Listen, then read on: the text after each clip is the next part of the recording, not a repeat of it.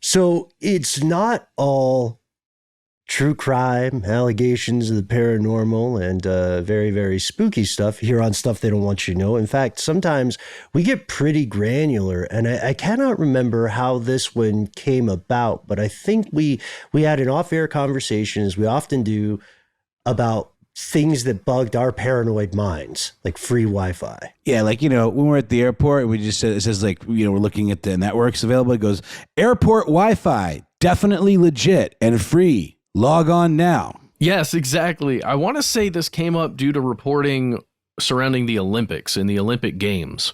And maybe I'm wrong. This was 2016. Somewhere around there, I remember there were specific reports about joining free Wi-Fi when you're out to visit the Olympic Games in another country. Yeah, and this is something that affects you in your own country, wherever you live. We wanted to dive in and learn more about it. So here it is. Free Wi-Fi, gambling with your privacy.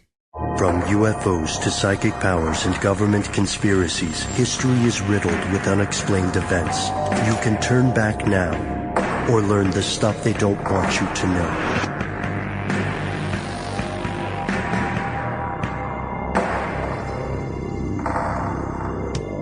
Hello, welcome back to the show. My name is Matt. My name is Noel. They often call me Ben. You are you. This is Stuff They Don't Want You to Know. And let's start with a question for those of you tuning in. How are you listening to this show? And I don't just necessarily mean like a boombox, which would be cool. I don't know if our shows are on cassette yet. Or are you downloading it? Have you streamed it? And if so, where are you streaming it from? If you're like most people, you have concerns about your data plan on your phone, and you probably want to use Wi-Fi. The Holy Grail. I certainly do. If I'm going to listen to a podcast, I download it through Wi-Fi and then throw it on my phone so I can have it for later. Because I have trust issues, Speaking of trust issues, AT&T totally bamboozled me out of my unlimited data plan to lower my bill a little bit because I felt like it was a little too high. And they're like, well, if you give up your unlimited data because you're clearly not using it, we can give you this amount of data and, you'll be good as gold. And, well, it turns out that I exceeded just so every single month. So even with $10, Wi-Fi, it's about $15 a pop. Yeah. So Wi-Fi is huge because these phone companies are tightening down data. So it's a lot more restrictive these days. They have these plans, these tiered plans where you are paying for every little bit of data that you use, much more so than in the past. So the obvious choice is to find Wi-Fi anywhere and everywhere that you possibly can. So a lot of people would ask, what is Wi-Fi? It's one of those things that the average human being just sort of accepts as existing. A lot of people own cars but have no idea how they work. A lot of people own phones, have no idea how they work. Wi-Fi is something that people just sort of accept. You're in an airport, boom, free Wi-Fi. That's great. You could be at a restaurant, at a dentist office. There's a pizza place next to our office that I go to just because they have free Wi-Fi. But what is this stuff? Wi-Fi is the name of any wireless networking technology that uses radio waves to send out high-speed network and internet connections. And it's such a cool little term, almost like podcast, kind of a coined little buzz term. And there is a organization, as it turns out, that owns the rights to this trademark called the Wi-Fi Alliance. In a burst of creativity. Yes. Wi-Fi is a registered trademark, and this alliance specifically defines Wi-Fi as a wireless local area network, WLAN products that are based on the Institute of Electrical and Electronics Engineers. Or Literally, I stole that from Jonathan Strickland, by the way. He'll be so glad to hear that.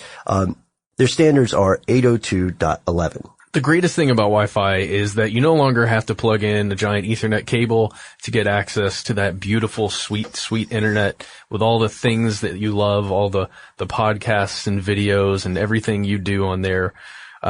That's the best part about it. So it uses radio frequencies to transfer all the information of packets, all the packets of information from your computer to the access point to the internet, essentially through all this chain of servers that it goes through to get to its endpoint, and then right back through all that stuff through the access point to your computer. Just a lovely little handshaking connection. Yeah, this RF current hits an antenna, creating an electromagnetic field that's able to propagate through space. That's so cool. That's so science fiction-y, you know? It's that magic, right? Right. It is. It's the magic that we just sort of accept. And a lot of current society in the West is built on the premise of just accepting things because they are that way. We drive these death machines 80 plus miles an hour and just accept that everyone will pretend those yellow lines in the middle are doing something. Much smarter people than I figured out how to use radio waves so that I can go on reddit.com, and I just accept it. We stand on the shoulders of giants, and every great invention, you know, is only capable of being discovered or created because of prior inventions. I guess we're getting a little spacey already, you know. Space is the place, my friend. Space is the place. You're killing it with the slogans lately. There is a lot more space than stuff. Yes, yeah, we received a great, was it a YouTube comment or an email where someone pointed out on our live show recording that we released that the table. I hit the table as an example. That we were banging on. And they're like, you do realize that there's a lot more empty space in that table than atoms. And I was like, absolutely. Oh, wow. So to propagate through this mostly empty space, your Wi-Fi connection uses an electromagnetic field, radio frequencies, and the primary job of an access point is to broadcast this wireless signal that your computer can detect, and just like a radio, just like searching for a radio station, it can tune into. To connect to an access point, to join a wireless network, these computers or these devices have to be equipped with wireless network adapters. Pretty simple, right? Yeah, and the great thing about it is it's not just your computer that connects to it. It's anyone who can see the network and has an adapter. Right. So who is anyone? Within your lifetime, listeners, depending on how young or old you are, when you were born, you have probably seen a precipitous rise in the amount of people hopping online. Around 40% of the world population has some sort of internet connection. It's got to the point where it's almost considered like a human right. I mean, there are all these efforts to bring internet access to more rural areas and, you know, third world countries and things. I mean, it's become this thing that we expect. Yeah. In 1995, less than 1% of the globe had some kind of connection. So in slightly less than 2 decades, we've gone from 1% to nearly half of the world's population. Are you guys part of the 1%? That had 1995 with a old modem? Oh, sure. 95. Yes. Definitely. I think my parents may have had AOL. We're the 1%, you guys. Yeah, we had AOL and we had CompuServe. Oh, I remember that. And I had a friend who had Prodigy. Remember Prodigy? Yeah. Not I Am the Firestarter, but I Am the Internet Service Provider. Same people, actually. Seriously? No. That's a good side gig. Yeah, that's a good side gig. And if the band Prodigy had been part of the internet service Prodigy, they may have met with more long-term success for a while, because the number of internet users has increased tenfold from 1999 to 2013. So what do we mean when we say 40%? Well, we mean that in 2005, we reached the first time in history that 1 billion people could get on the internet. 2010, it was 2 billion. And then in 2014, it was 3 billion. And there's some really cool infographics you can grab. Internet Live Stats is a pretty cool one. If you want to visit that, not while you're driving, if you're driving as you listen to this, but when you get a chance, check out Internet Live Stats. It will give you the running tally of how many people have access to the internet. And the number just keeps going and going and going. Yeah, it's a live ticker. It's pretty great. Right now it's at 3.401 billion. 96,390. And counting. Yes. And counting. And we'll come back, right? We'll check so that what later. we should do is come back at the end of the episode and see how many new listeners, how many new internet users have joined us. So like we were saying at the top of the show, beyond just expecting to have internet access, which we do, it's part of our job, we definitely need it. we have come to a place where we expect that in many public places, public settings, there's going to be free and efficient wireless internet. Like what kind of places? Well, sure. I mean, like cafes, for example, Starbucks. It is part and parcel of the Starbucks model to go there, get your $7 frappa latte and, enjoy some internet surfing, whether it's on your smartphone or your laptop or you're doing work. A lot of people who work remotely like to go to coffee shops. You are literally using this business's internet access for your business, free of charge. And it gets you there. And that's become kind of like a added benefit of going to certain stores, like Target, for example. They have free Wi-Fi and they also have a little cafe there. Beyond that, you've got airports, which Matt and I were talking before the show. We've been doing a bit of traveling lately, and we're starting to realize that airports have kind of wised up a little bit. You're a bit of a captive audience at the airport, and, you don't really have a choice as to whether you hang out in that terminal or not. So they don't always have free internet. Right. Yeah. LAX will, for instance, they have a model where a user will get 1 hour free and then need to pay for additional time. I hope you didn't get delayed. In case anyone's interested and want to know which airports do have free Wi-Fi, there is a site called airfarewatchdog.com that has a Wi-Fi access chart. Yeah.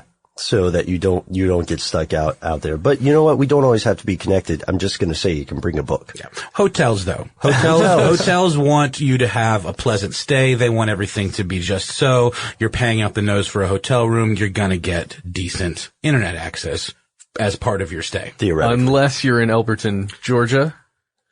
As we recently experienced.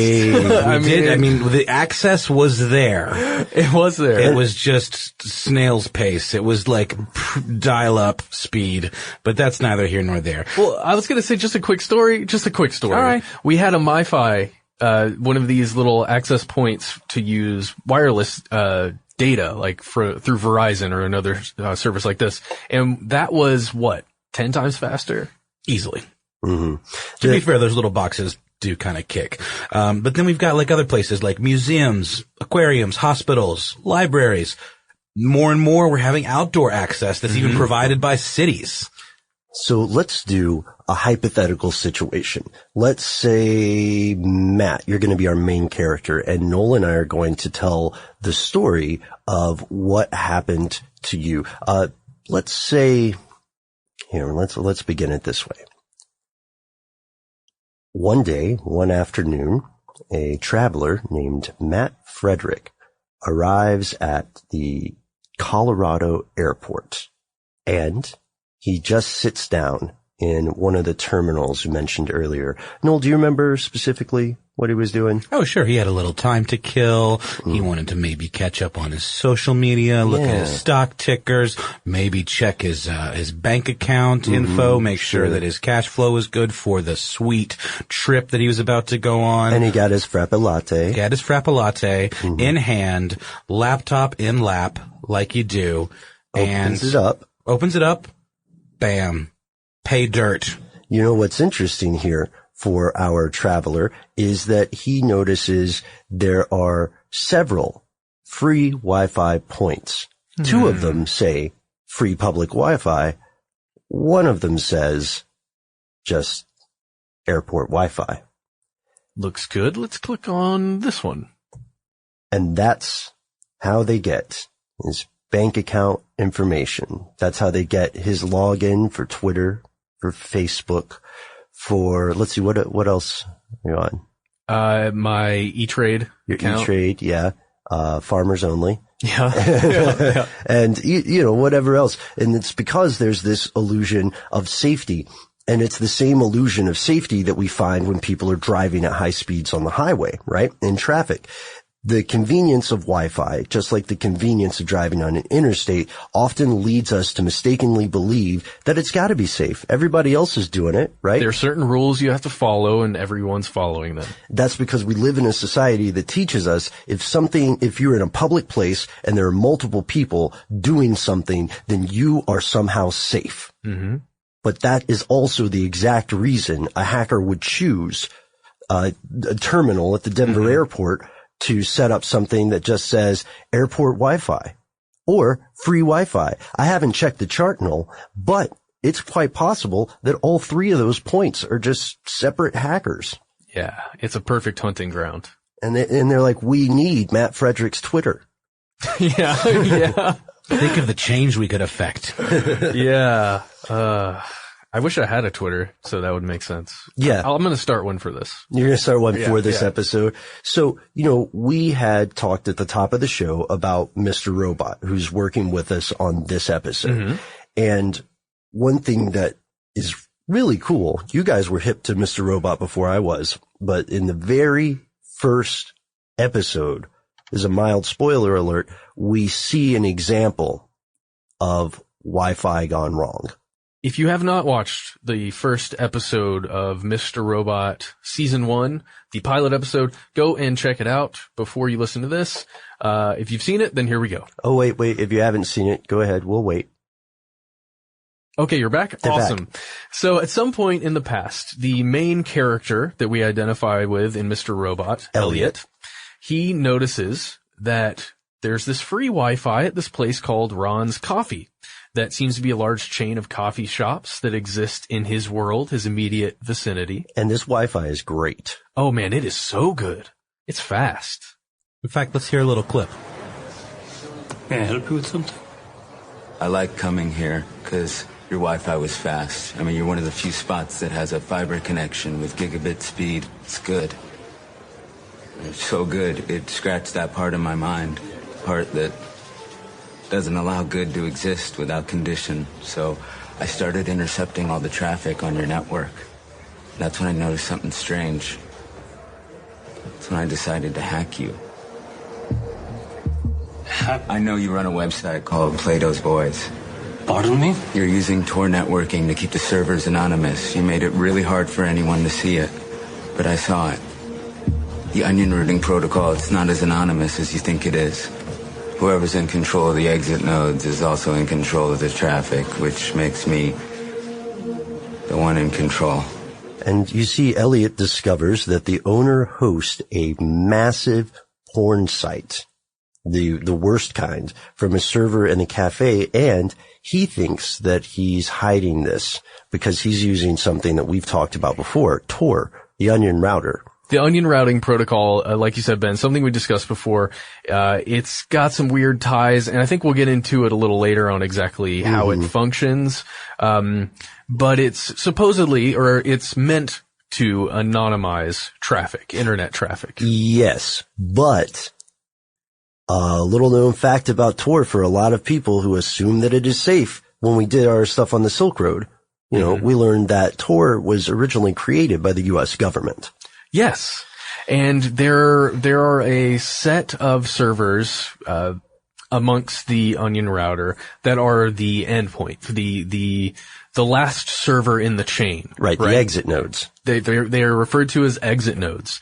And we have seen historically, in 2007 and 2011, a couple other times we've seen that if you choose and you're operating one of these exit nodes, you can spy on any and all traffic that goes through that server. It's a code between the volunteer operators that run these things that say, hey, this is all anonymous. We're not going to spy on these people. Mm-hmm. In the end, it's about trust, whether or not you trust, I'm saying this correctly, the volunteers who run this stuff. So, Elliot, in a very deadpan, monotonous way, explains to Ron of Ron's Coffee how he hacked the Wi-Fi and took control of these exit nodes, meaning he could watch all the traffic because he wondered why this Wi-Fi connection in particular was so extraordinarily fast. And he found out why. And as he is telling this guy this stuff, he tells him there's like a dark humor to it when he tells him, usually I do this online, but I'm working on my people skills. So I wanted to come tell you in person. And he says, I wanted to do this one AFK. Right. Yes. And what does AFK stand for? The same as IRL? IR in real life or away from keyboard. AFK was a great thing to use back in the day. I did not know that one. Yeah. Well, for MMORPGs, that was a huge thing. Like now AFK. I feel like we're just saying BRB. LOL. No, so this character, though, is obviously like an example of a white hat hacker, where he is using his skills and, hacking this Wi-Fi network to shut down somebody doing something terrible and using this technology to horrible, abusive ends. What we're talking about for this episode largely is these black hat hackers who just want to steal your stuff or just affect chaos in some way or another. Some people just want to see the world burn. But what I want to know is, how vulnerable are we at the airport? How vulnerable is Matt at the Denver terminal? Could this happen in real life? And we'll get right into my vulnerabilities right after this word from our sponsor.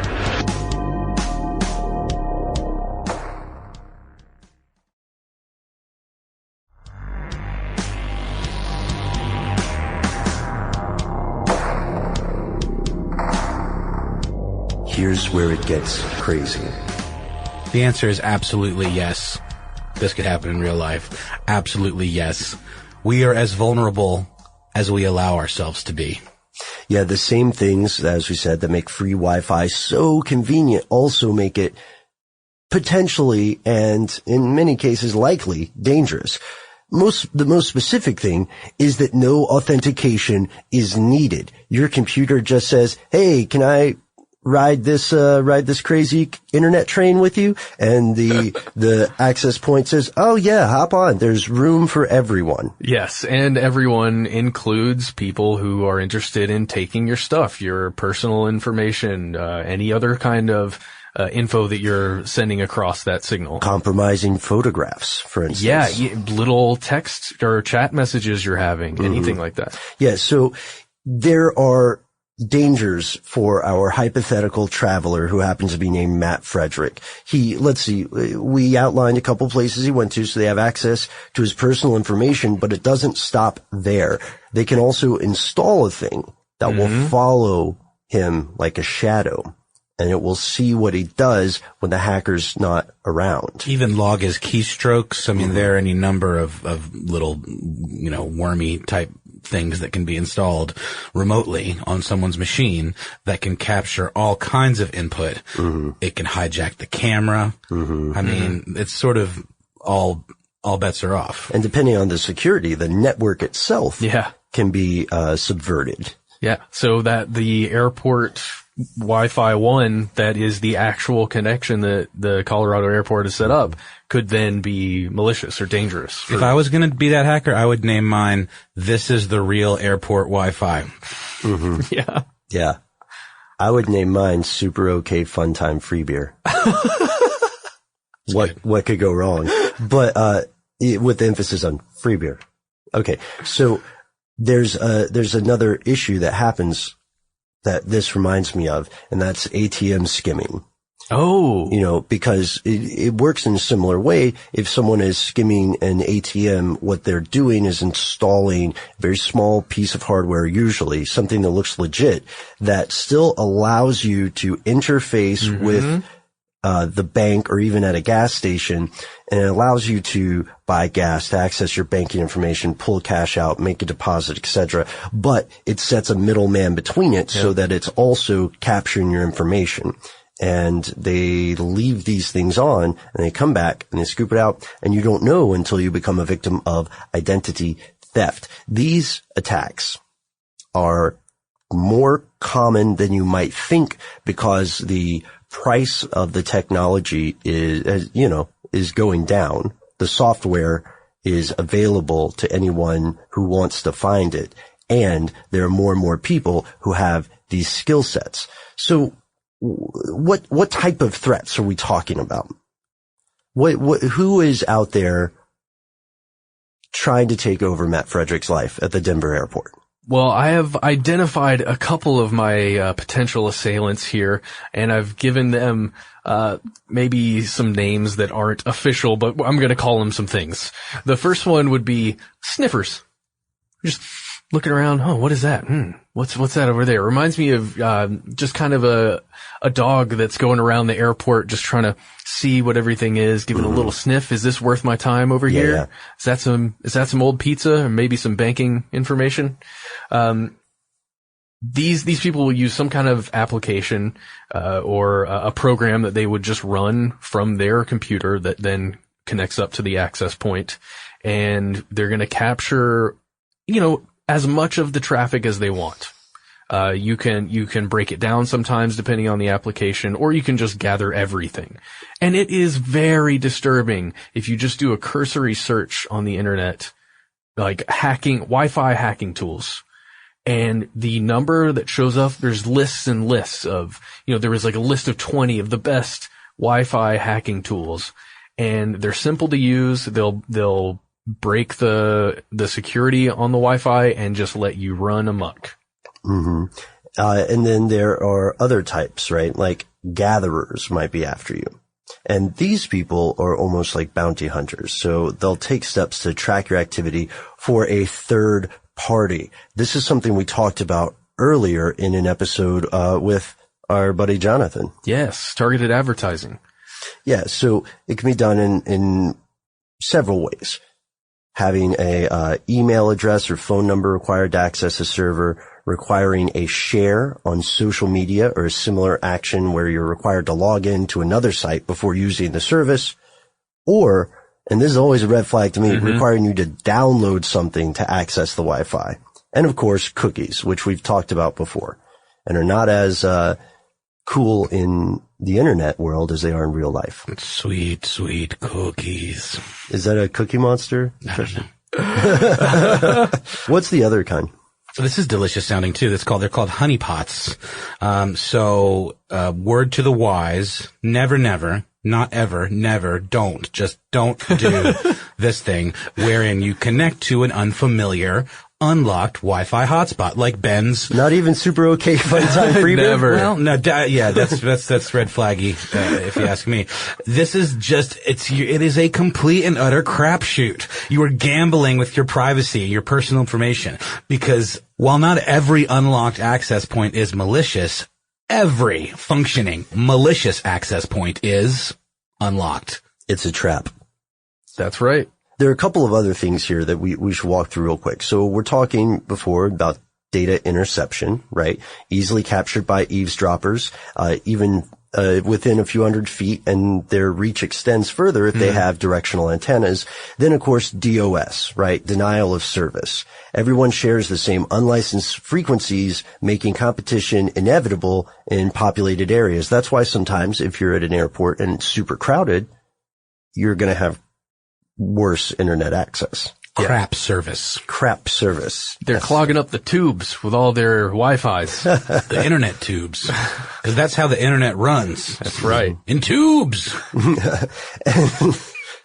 You really sold me on that one. And then rogue access points. So that's when a business network is penetrated by an unknown, unauthorized access point. And that's on the business end. That's something that a lot of corporations and such are very concerned about. For example, our internet here at the office is so tightly locked down. Yeah, it's that insane. We sometimes have trouble doing certain things, connecting to certain services, even doing like a one-to-one connection with an outside party, whether it's like a Skype type connection or like a more direct video chat connection if we're trying to do like a really high-end, high-quality video stream where we're connecting one piece of hardware to another piece of hardware. There are certain things about our firewall and, lack of open ports that completely prevent us from doing that, and it's because of this exact reason. So to even get on our wireless here at the office, which is different from plugging in and being, jacked into the network through a LAN, we have to have these specific files on our computer that have various credentials that we don't actually enter. They're called certificates, and they have to be authenticated every time you log into our Wi-Fi here. So we do have a public Wi-Fi that people who are visiting can access, but it has a lease on it where you can only, sort of like if you go to Starbucks and it tells you that you get the password and it will expire, your session will expire in 2 hours and you have to get a new password. Same with this. But yeah, the corporations are particularly concerned about this stuff, and they act accordingly. Right. And there are also misconfigured access points, there are endpoint attacks, there are evil twin APs, fraudulent access points that can advertise the same network name as a legit hotspot or business LAN and cause other Wi-Fi clients to connect with them. So one of the strange things about this is that it's easier and easier for people who want to do this sort of stuff to do it. You can find tools that will do a lot of the heavy lifting for you, like Carmetasploit and these things like listen to nearby clients, discover SSIDs they're willing to connect to, and automatically start advertising those. And once they connect, then DNS and DHCP are used to route the client traffic through the evil twin, where a local webmail file server executes those man-in-the-middle attacks that we're talking about. And there are different ways to, there are different ways to lessen the likelihood of this stuff working, and companies in particular, as you said, Noel, spend a lot of scratch on this. A lot of moolah, a lot of cheese. What's another word for money? Dinero? Dinero. Spend a lot of Robert De Niro. So many Ben Bucks. Skrilla? So much of Matt money. And what do we have? Noel Nichols? I feel like you got. I think I need a better denomination. I think you do. I mean, you know what? The pound is tanking. You could just take over that. Yeah, well, we're going to put a pin on it and send your suggestions to us. We do want to establish also that we are not ourselves hackers, white hat nor black hat. And a lot of people, for those of you listening who are familiar with this, let's say you work in network security or something, or let's say you are a white hat or a black hat, what you're probably irritated by will be the so-called script kiddies who just borrow code, download, and use it themselves without making it themselves. Well, like you said, Ben, I mean, there's an insane amount of resources out there for people that just want to dabble in this stuff. Mm-hmm. Or it was you, I'm sorry, Matt, you're saying that you found just like, ready-made little apps, little executable files, for probably Windows and Mac. Linux. Yeah, Linux that you can just download and, give it a try. And it's total fair weather novice hacking. And it, like you said, people that really devote a lot of time and effort to this, I'm sure doing some hard eye rolls, thinking about those folks, just kind of like hopping in and dipping their toes.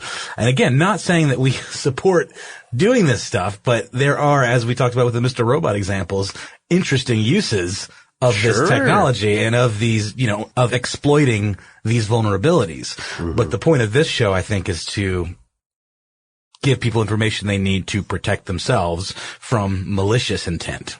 Right. And this is one of those things where we'll have a lot of people say, well, just use common sense. But common sense itself, I think anybody can attest to this, common sense itself is a rather uncommon trait, especially when people feel that they are already, again, in a safe place, a public place, a bunch of people.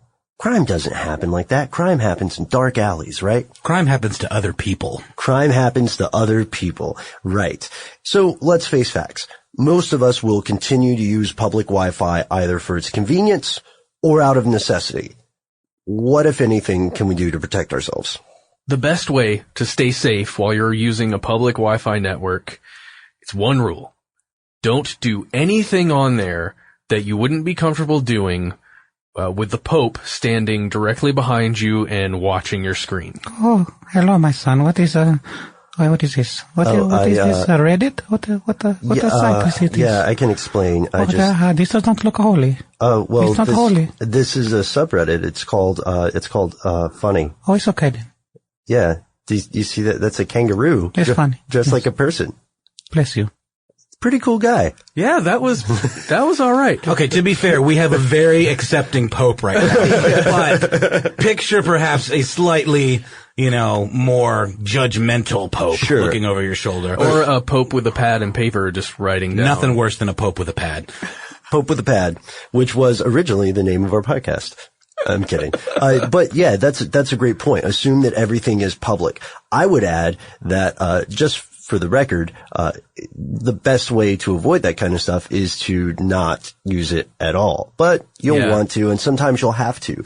If you do, confirm the exact name of the access point at any given location and be very, very, very aware of similar names that are not quite the same. Usually those are the most dangerous. Right. Yeah. And then, you can also use, if you're on a laptop, you can also use browser tools to prevent unwanted cookies, other tracking techniques.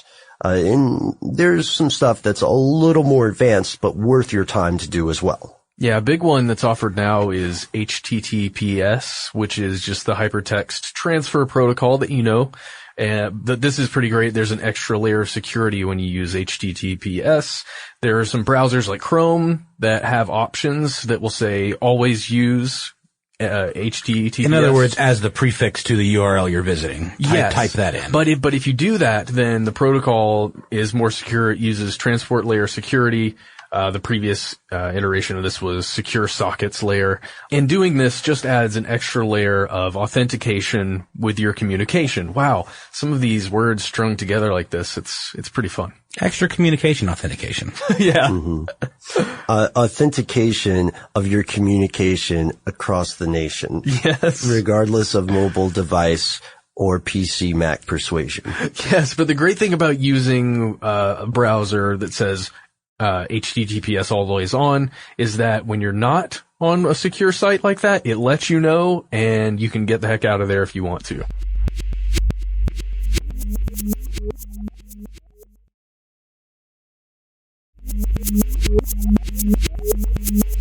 So then there's another thing that you've heard about, probably, which is VPN, a virtual private network. What is a VPN?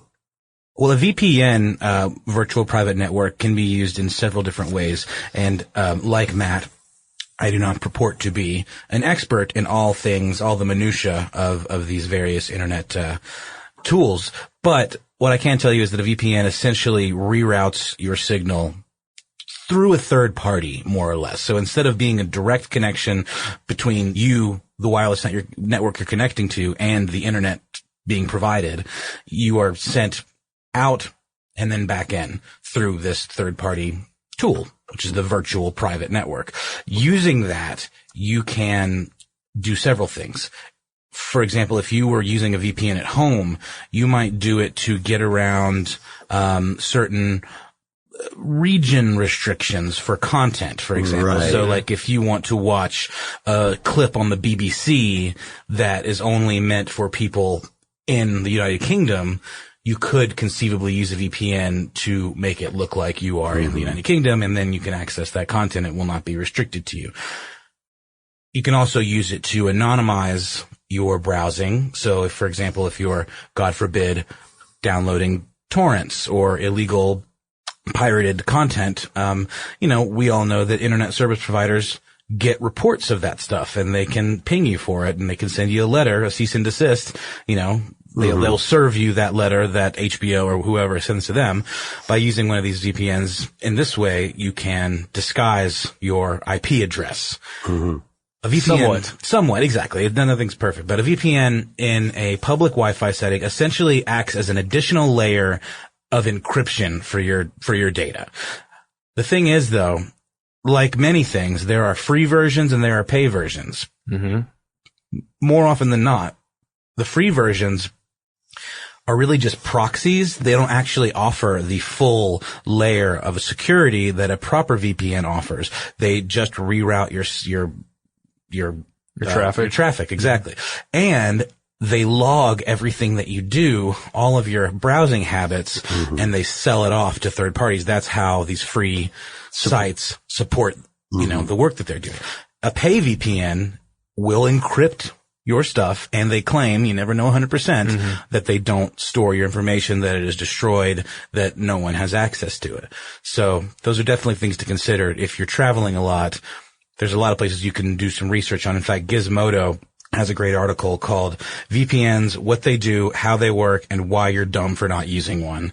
I recommend that highly for which ones to go with and a little more in-depth explanation of what VPNs are. I'm going to be careful how I say this because I don't want to let the badger out of the bag just yet. But another thing that I think we should always emphasize about VPNs is that it's not just for, pornography or getting the latest Star Wars film, right? Without having to pay to see it in the theater. In parts of the world where access to information is restricted, such as the use of social media in some places because it's associated with protest or it's associated with coups, VPNs are crucial for people to be able to communicate with the world at large or to visit sites that have been banned. That is a really good point and something I hadn't even really considered. But sure, like in China, where you don't get access to certain sites that give you unbiased, let's say. Or at least biased in a different direction. Sure, versions of the news. That is pretty important to being a, fully informed member of the global community. And it's almost a form of protest to be able to say, hey, we reject this restriction and we're able to use this technology to equip ourselves with the information we need. Yeah, I think that's a good point because often this will be painted as one of those, what do you need a VPN for, huh? What are you doing? Yeah. What are you doing? What are you doing? If you're not doing something wrong, just use a regular connection, huh? Yeah. Let me just see what you're doing. Come on. Let me just see it. Why are you ashamed of what you are looking at, my son? No, look, because it's a kangaroo. Shush. But they... Shush, no VPN. No VPN. Show me your history, my son. I can't. Come on, man. So then there's another aspect here that we talked about briefly, which is the Tor, right? The onion router. There are issues here that, Elliot stated in our example from Mr. Robot, right? Volunteer operators maintain, most of these Tor networks' final set of servers, right? The exit nodes. And this excludes, of course, servers run by law enforcement. Sure, because they are used. There are other private Tor servers that can be set up. But the vast majority of ones, if you're just a user and connecting up, you're going through one of these that has volunteers and operators who are you're just trusting that they're going to keep it anonymous. Right. And as we said, it's easy to see the traffic flowing through these servers if you control an exit node. So one of the questions that you might have listening to this will be the following. The question that we get asked often, who exactly are they? In this situation, we're talking about compromising public Wi-Fi. There's more than one they. There are many of them. Yeah. And often one thing that I dislike is that often this will be painted as, oh, here is an individual who has low morals or just likes to mess with people because they're sadistic or they're bored or they had a bad childhood. But the thing is, it's not necessarily an individual. Yes, there are many individuals doing that, some of whom may be listening to this show. And if so, I hope to stay on your good side. Yes. Hank the hacker, we mean you no ill will. Yeah, big fans, actually. And then the thing that doesn't get talked about as often, but should be talked about more, is that there are organized rings of people doing this. And I don't just mean private organizations. State-sponsored hacking like this is real. It is continual. Make no mistake. If the country you live in has an active interest in surveillance and hacking, and it doesn't matter which country it is. And the U.S. is no better than the other countries that you might hear about doing state-sponsored hacking. One example would be hackers using hotel internet to steal nuclear secrets. There's a great article in Gizmodo from 2014, so this is old stuff. There was an elite team of possibly state-sponsored hackers that were infiltrating Wi-Fi networks, although they wouldn't have that much luck in Alberton. They were infiltrating Wi-Fi networks. Take ages. Yeah. Probably to steal nuclear secrets. And the security researchers who discovered this called these cyber spies Dark Hotel. And their efforts to track down this group were tenacious, but the further they went, the more disturbing stuff they discovered. These people were insanely talented. Some of the members were traced back to South Korea, but at the time of writing, they still weren't, at least publicly, sure what these people were doing and why. And this was 2014, Ben? Mm-hmm. Do you remember the 2014 Winter Olympics, Sochi stuff? Yeah, tell me about it. Well, it sounds very similar to what you're talking about, where there were reports coming out of American media that if you're using the Wi-Fi in restaurants around Sochi while you're at the Olympics, there's a very high chance that you're going to get hacked. And there's a lot of fear about that stuff. So there's also, this group, Dark Hotel, is still active as of March of 2016. They also have a goth band on the side. They have a goth band on the side? Yes. Oh, this is kind of like Prodigy all over again. Wait, is this real? No. It could be. I got excited. It could be. Maybe you should ask them what kind of music they like. Okay. For those of you who don't know Matt and haven't maybe seen him, he is so goth right now. Guy liner for days. Mm-hmm. So Dark Hotel is still active. They were reported exploiting a Chinese telecom. I'm not condoning these actions, but the three of us feel that it is important to be aware of the situation that you are in when you're in an airport, and also to be aware that governments are doing this. Don't let the Sunday news or whatever fool you into thinking it's just a couple of misanthropes in every airport. Now, I would imagine the government's doing things like this anyway and anywhere they can. Well, especially in airports. I mean, you're going to want to have a lockdown on every packet that goes to and from within an airport from a user. An airport's great because it has instant distance baked in. Yep. So, yes. We know which terminal you're at and probably where you're sitting. Right. And then you're gone. So it's not like there's someone in the cafe with you anymore. So we hope that you have enjoyed this episode, and we would like to hear from you if you have any war stories about free Wi-Fi, or you have any tips or tricks that you think your fellow listeners should hear. And to prove that we have ears, what listen, and eyes, what see, we'd like to jump into a little thing we like to call Shout Out Corner. Our first shout out goes to Paula. She and her 13-year-old nephew, you guys, are going to space camp in July. Another person writing in to let us know they're excited to go to space camp. She's so happy about it. She's been dancing a jig for several days, she said. Well, Paula, we're dancing a little jig for you right now. No, Liz, but I am nodding my head rhythmically. Space camp is cool. I'm sorry. We'll take you. I promise. Do you want to go? So much. Okay. Well, while we're getting our stuff together for space camp, let's hear from Chase from Alabama.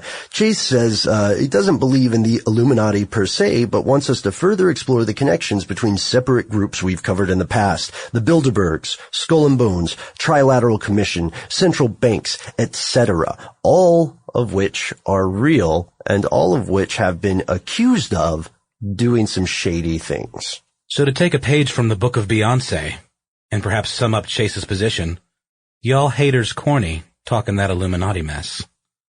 But I think it warrants further exploration, so we're going to do that thing. Yep. Finally, we have one from Daniel who wants us to take a look at the French alchemist and author Fulcanelli, who allegedly attempted to warn a French physicist about the potential dangers of weaponized nuclear fission in 1937. Fascinating. And he claimed that it had been used on humanity before. Now, this is one interesting customer. Yeah, that's right. He even goes into the great work and trying to find that place that all alchemists search for where you can, it's a point, some point where you can access all of space and time at once, all that has ever existed and will never exist. Traveling without moving. Yeah. Time is a flat circle. He allegedly found this That's cool. and was able to truly access it. At least, according to articles written about him. If you haven't listened to our episode on alchemy, where we had a guest dear friend of Ben's and now the show, Mr. Damian Patrick Williams. We had a fantastic conversation about the nature of alchemy, and then there's a nice companion episode we did on the same day about technology and its relationship with the occult. Those are some of my favorite episodes. I really recommend going back into the archives and checking those out. And this concludes our... But wait, as Billy Mays was wont to say during his glory days, there is more. This is usually the part of the show where we talk about our Facebook and Twitter and ask you to check it out, because you'll see stuff that doesn't make it onto the air for one reason or another. You'll also see us actively taking suggestions. We're conspiracy stuff at those. We're also on Instagram now. That's right, and we are Conspiracy Stuff Show there.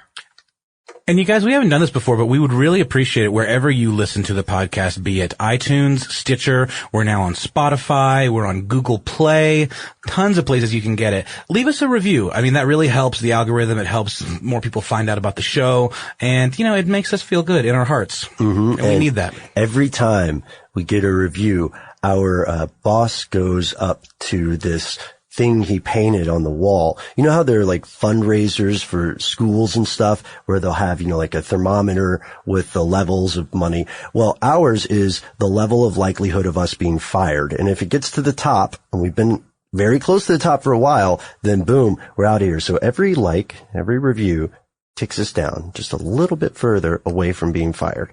Because as Ben has said in the past, the biggest investment that you make in the show is with your time. So we would really, really appreciate if you would take just a little more of your time and say how you feel about the show. All right, we said we were going to do it. The active internet users in the world right now total comes to 3,401,121,540. And counting. And that's the end of this classic episode. If you have any thoughts or questions about this episode, you can get into contact with us in a number of different ways. One of the best is to give us a call. Our number is 1-833-STDWYTK. If you don't want to do that, you can send us a good old-fashioned email. We are conspiracy@iHeartRadio.com. Stuff They Don't Want You to Know is a production of iHeartRadio. For more podcasts from iHeartRadio, visit the iHeartRadio app, Apple Podcasts, or wherever you listen to your favorite shows.